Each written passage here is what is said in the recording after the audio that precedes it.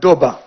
chef-lieu de la province du Logone oriental, la mission conduite par la ministre de la formation professionnelle et des métiers, Achta Ahmad Breme, a employé la même procédure pour véhiculer son message et surtout recueillir les doléances de ses interlocuteurs.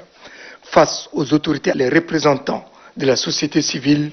les partenaires et les formateurs, Achta Ahmad Breme affirme que la mission principale du département qu'elle dirige est la mise en œuvre de la politique du gouvernement en matière de la formation professionnelle qualifiante, du perfectionnement et de contribuer à la réduction de la pauvreté. Nous avons ici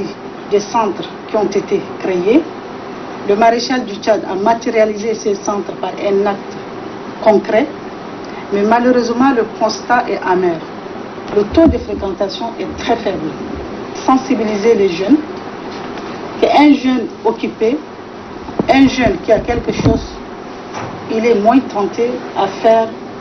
des activités illégales. Après cette précision, l'assistance a situé les membres de la mission sur les préoccupations des formateurs, des associations des parents et des jeunes pour l'amélioration des conditions de travail et d'apprentissage et également la réussite de la prochaine rentrée scolaire. Le gouverneur de la dite province, Moussa Haroun Tchirgou, appelle les jeunes et les femmes à une prise de conscience vis-à-vis de la volonté du gouvernement d'améliorer leurs conditions de vie. Quant à la ministre Achta Ahmad Breme, elle rassure la salle de son engagement à prendre en compte toutes ces interventions qui feront l'objet d'une réflexion approfondie de son staff. Comme des traditions, depuis la première étape de cette mission, la délégation et ses hôtes sont allés constater de visu le centre de formation technique et professionnelle de la ville de Doba pour évaluer ce qui reste à faire afin de permettre aux enseignants et aux apprenants de reprendre les cours dans de bonnes conditions.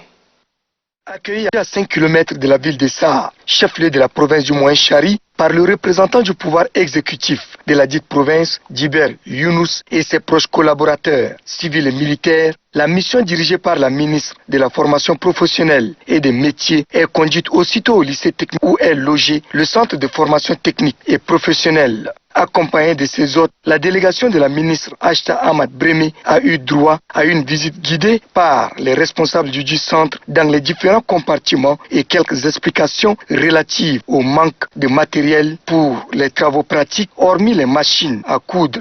Dans sa volonté de s'imprégner des réalités spécifiques au centre de formation professionnelle et technique de toute la province du Moyen Chari et les raisons du faible taux de fréquentation des jeunes et des femmes, la ministre de la formation professionnelle et des métiers s'est entretenue avec les autorités administratives et communales, les leaders d'opinion, les chefs des services déconcentrés de l'État, les enseignants, les représentants des partis politiques. Pour le gouverneur de la province du Moyen Chari, Djiber Younous, cette détermination d'impliquer la population dans la prise de décision est un acte à encourager. La ministre de la formation professionnelle et des métiers qui reconnaît la contribution du gouverneur et de ses collaborateurs qui ont facilité les choses a exprimé ses reconnaissances à celle-ci et exhorte par ailleurs toute la salle à mener des campagnes de sensibilisation de proximité auprès des jeunes et des femmes pour une prise de conscience vis-à-vis de leur avenir à travers la formation technique et professionnelle, gage d'un avenir meilleur.